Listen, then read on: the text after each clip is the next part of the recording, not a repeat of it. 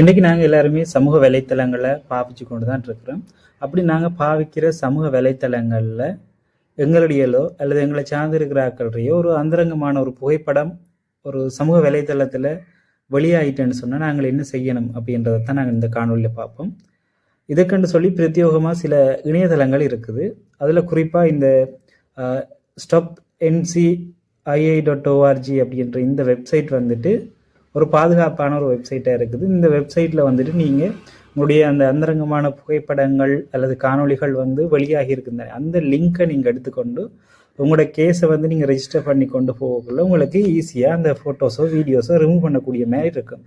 அதே போல் 18 வயசுக்கு குறைஞ்ச பிள்ளைகளாக இருந்தால் டேக் இட் டவுன்னு சொல்லி ஒரு வெப்சைட், இந்த வெப்சைட்டில் போனாலும் அதே மாதிரி நாங்கள் முன்பு செஞ்ச மாதிரியே எங்களோட கேஸை வந்துட்டு ரெஜிஸ்டர் பண்ணி அந்த ஃபோட்டோஸ் வீடியோஸை ரிமூவ் பண்ணக்கூடிய மாதிரி இருக்கும்.